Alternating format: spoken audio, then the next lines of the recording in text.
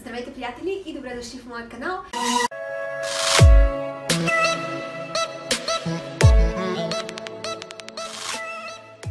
Както вече съм обещала, и аз трябва да се включа в кухнята и да направя обещаните картофени кефтенца.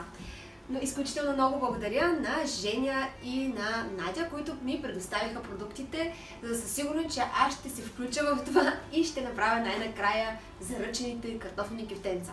Вкъщи чакат вече от дълго време да ги направя, затова днес предприемам това действие и е време за готвене.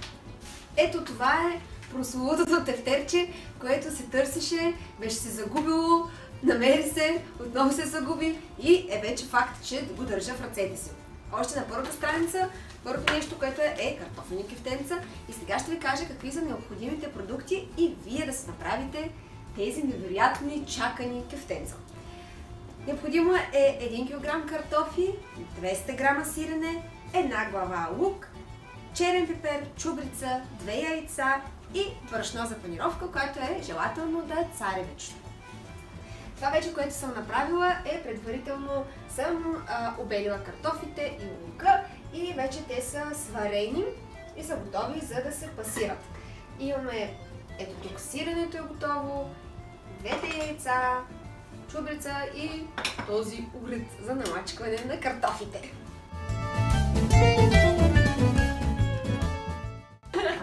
Ето какво се случи, когато реших да прецедя картофите, те паднаха в мивката. Малко опа издънка. Добре, сега ще ги сменя. Няма страшно. Ето картофките. Виждате си? Картофките. Сега трябва с този невероятен уред да пасираме картофките. И се започва с мачкането. Много добре се справям. Направила съм супер мачка. Как се казва? Пасатор. Супер пасатор. По принцип, може да използвате пасатор, но не знам, аз всеки път, когато съм ползвала, става много... става като супа. Липево става. Да, става липево. Значи не е от мен проблема. Не. И затова съм си купила този уред. За да избегнем излагациите.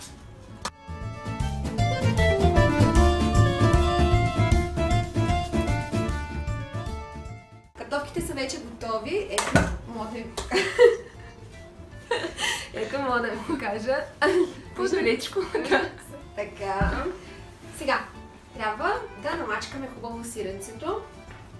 Ще взема една виличка. Моята асистентка Марянка ще даде една виличка. И сега ще ви покажа как става с намачкането на сиренето. И така, това, което искам да кажа е,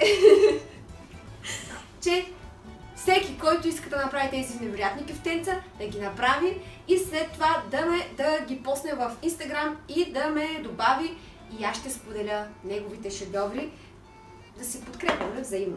Така, ето как става работата. С намачкването на сиренето. Особено кремито можеш, нали? И Женя.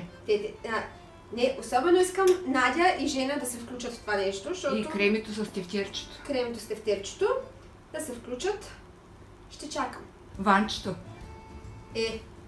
Сега тук не говорим за професионалисти. И сме матьори. Ето, намачкахме сиренцето. Ето. И сега го добавяме в картофките.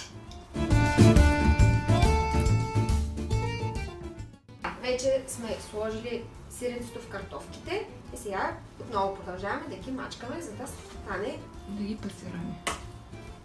Добре, да ги пасираме. Що мачкаме, не е ли по-яко? Да ги мачкаме! Мачкаме! На мен мачка ми хареса повече, отколкото пасиране. Рони, малко по-така. Какво към храната? С любов. Аз влагам така енергия. Тя така свиреше на пиано. Така, ето какво стана сега. Ето, хоп, всичко е точно. Сега да видим какво трябваше. Натуше чубрица и черен пипер, но не пише колко. Те да има.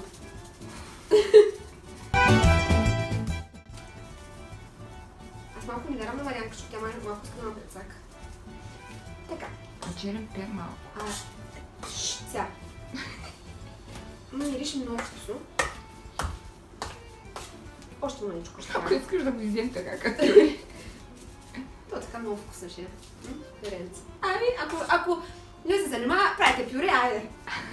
Ще направите така на топчета, ще кажете картофено кюфте. Така може да е рецептата. Така, пък е по-здравословно, защото няма да се пържи. Сега малко черно пеперче. Както каза Течи. Черно пеперче. Стъпото остана.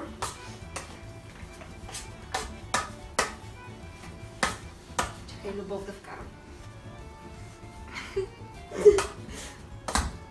Това любов, то не трябва да се смачка. Как ще го мачкаш с любов? Това любов, то не трябва да се смачка. Как ще го мачкаш с любов? Така.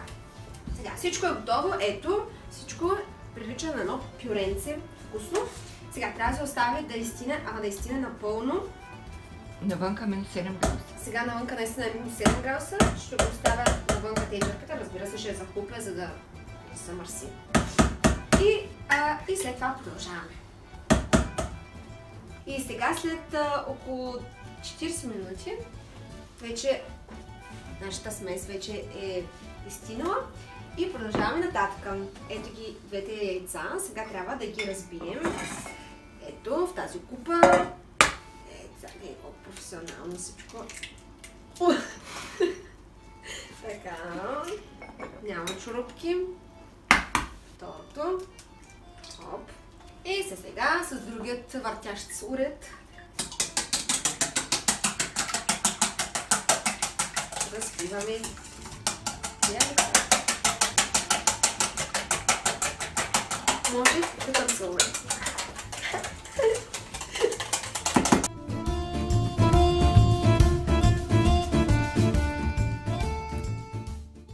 Здравей, Витали. Витали дойде да наблюдава какво се случва. Сега добавяме яйцата и бъркаме. Значи мъничко слагаме, бъркаме. Малко слагаме и бъркаме. Това е номера на китайката. Продължаваме нататък. В един съд трябва да сложим малко царевично брашно. И момент. Дами и господа, ние взехме чиниката от тук и сега трябва да сложим кухненска хартия. Да. И трябва сега да вземем и хартийката. Вземаме в лъжичката картофеното кюфте. Хубаво е да се намокрите ръцете. Слагате, оформяте го така като кюфтенце. Ето, да стане. И го овалваме в царевичното брашно.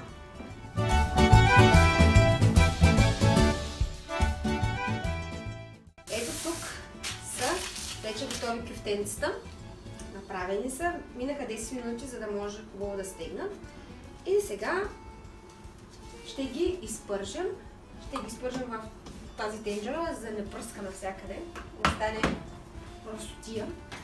Сега трябва да загреем тенджерата и да сложим олио. И така започваме. Олиото е вече готово. И да почваме да слагаме кюфтенцата вътре в тенджерката. Ето така, докато стане да чиста количката. И обръщаме. Кюфтенцата са готови. Ето тук поставяме ги.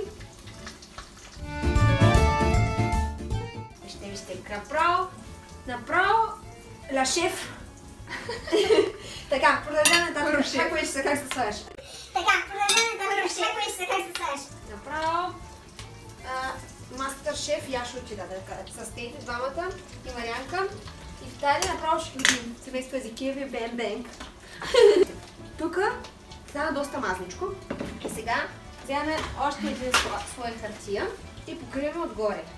И така, да се стои. След това слагаме отгоре отново другите кюфтенца, пак хартия. И така, докато свърши кюфтенцата. Тук така, докато чакам да станат кюфтенцата, в една купичка слагам малко копърче, малко цедено мляко, който обича малко чесънче и това ще стане като сосче към кюфтенцата отстрани, който иска да си потапя и да се така, приятели, вече съм готова с картофените кефтенца. Ето това е резултатът. Мисля, че е доста добре. Поне на ми харесва. И сега е време да пробвам едното кефтенце, да видим как съм се справя. На външен вид горе-долу го докарвам. Да пробваме.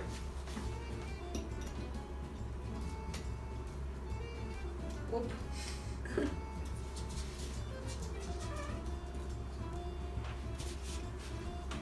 Много е вкусно! Чакай, той ще го... Айде! Развали го. Не. Добре, бе. О, много яко. Да. Това е всичко от мен за вас, приятели. И за мен. Така, това е всичко за днес, приятели. Дали, взяли горещи са. О, май! Ох, майко, лаком долу. Това е всичко за днес, приятели. Надявам се видеото да ви е харесало. Моля... Мамо, не го смей. Това е всичко за днес, приятели. Надявам се видеото да ви е харесало. Пробвайте си и вие да направите тези картофени кефтенца, защото наистина са вкусни. И така, последвайте ме в социалните мрежи в Instagram и в Facebook. Абонирайте се за канала ми и натиснете камбанката. Има ги долу в описанието. И дайте един лайк! Скоро, скъпи приятели, аз съм Радина Езекиева и ви благодаря. Картофени кефтенца! Бомба са! Ау, много яко. Ще трябва да изчинам. Рак, татак! Рони, Къде какво малко? правите? Дай на мене. Чака. Абе, вие няма да идете? Чакай сега. Вижте, така сега. Какво бе? Чакай, мамо. Който разбира, тук да спра! Който е лайк, ще младим картофено кефте. Ай, мамо, отваря устата. Добре, това много картофени кефтенца ще се дадат. Май, стана работа. Май, стана ли? Много, наистина много. Много бочки. Браво, Ронче!